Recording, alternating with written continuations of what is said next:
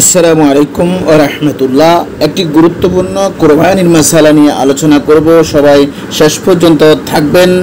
সবাইকে শেষ পর্যন্ত ভিডিওটি দেখার আমন্ত্রণ জানিয়ে শুরু করছি। পবিত্র ঈদুল আজহা উপলক্ষে সবাইকে শুভেচ্ছা ও আন্তরিক মোবারকবাদ জানাচ্ছি। আল্লাহু আকবার, আল্লাহু আকবার, লা ইলাহা ইল্লাল্লাহু, আল্লাহু আকবার, ওয়ালিল্লাহিল হামদ। আল্লাহু আকবার, আল্লাহু আকবার, লা ইলাহা ইল্লাল্লাহু, আল্লাহু আকবার, আল্লাহু আকবার, ওয়ালিল্লাহিল হামদ। আল্লাহু আকবার, আল্লাহু আকবার, লা ইলাহা ইল্লাল্লাহু, আল্লাহু আকবার, ওয়ালিল্লাহিল হামদ। আলহামদুলিল্লাহ। আমরা জানি যে নিসাব পরিমাণ সম্পত্তির মালিক হলেই হজ এবং কোরবানি ওয়াজিব হয়ে যায়। জাকাত এবং কোরবানি ওয়াজিব হওয়ার মধ্যে একটুকু পার্থক্য রয়েছে যে নিসাব পরিমাণ সম্পত্তি 1 বছর গচ্ছিত থাকলে জাকাত ওয়াজিব, কিন্তু নিসাব পরিমাণ সম্পত্তি যখনই মালিক হয় তখনই কোরবানি করা ওয়াজিব হয়ে যায়। কোরবানি 10, 11, 12 জিলহজ এর যে কোনো একদিন যদি নিসাব পরিমাণ সম্পত্তির শেষ দিনও যদি মালিক হয়ে যায় তা কোরবানি করতে হবে।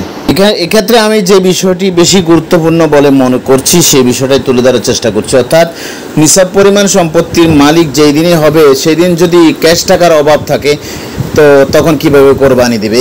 কর্জ করে কোরবানি দেওয়া, আমাদের সবাই জানি যে কোরবানি দেওয়া ওয়াজিব নয়, কিন্তু নিসাব পরিমাণ সম্পত্তির মালিক যারা হয়ে যাবেন ক্যাশ টাকার অভাবেই কেবলমাত্র কোরবানি ধার করে কোরবানি দেওয়া জায়েজ রয়েছে। আলহামদুলিল্লাহ। যাই হোক, নিসাব পরিমাণ সম্পত্তি নিয়ে এই স্বল্প পরিসরে আলোচনা করা সম্ভব নয়। যারা নিসাব পরিমাণ সম্পত্তির সম্পর্কে কিছু জানতে চান, নিজস্ব মহল্লার ইমাম, খতিব এবং মুফতি যারা বড় আলেম তাদের সাথে আলোচনা করে এই বিষয়টি আপনারা মীমাংসা বা নিজেরা ঠিক করে নেবেন। সবাইকে আজকের ভিডিওটি সম্পূর্ণ দেখার জন্য ধন্যবাদ জানাচ্ছি। তাহলে বোঝা গেল কোরবানি দেওয়া ওয়াজিব এবং যাদের নিসাব পরিমাণ সম্পত্তির অধিকারী হয়েছেন তারা প্রয়োজনে কর্জ করেও কোরবানি দেওয়া জায়েজ রয়েছে। সবাইকে ধন্যবাদ। আল্লাহ হাফিজ।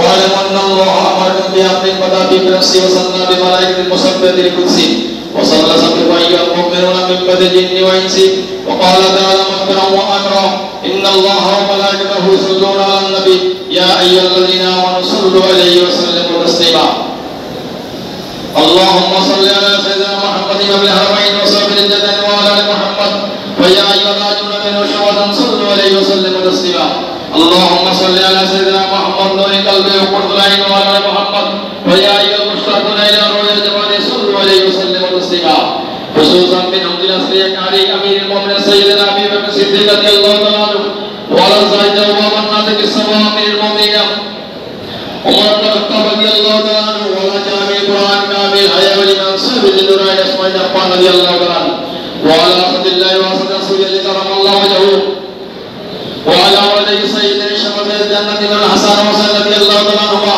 وعلى أمهما فاطمة الزهراء رضي الله تعالى عنها سيدة نساء الجنة وعلى تمام الأشهاد المبشرين صلاة وسلاما دائمين متلازمين إلى يوم الدين اللهم أعز الإسلام والمسلمين اللهم أعز الإسلام والمسلمين اللهم أعز الإسلام والمسلمين خاصة المسلم بنغلاديش اللهم اخذل الكفرة واليهود واليهود والنصارى اللهم شتت شملهم اللهم قتل جماعهم اللهم دمر ديارهم اللهم خرب بلادهم اللهم انزل بهم باسل الرياض ربنا لقوم المجرمين ربنا آتنا في الدنيا حسنة وفي الآخرة حسنة وقنا للمؤمنين والمؤمنات الأحياء منهم والأموات برحمتك يا أرحم الراحمين والحمد لله رب العالمين أعوذ بالله من الشيطان الرجيم إن الله يأمر بالعدل والإحسان وإيتاء ذي القربى وينهى عن الفحشاء والمنكر والبغي يعظكم لعلكم تذكرون فاذكروني أذكركم واشكروني ولا تكفرون। ঈদ মুবারক।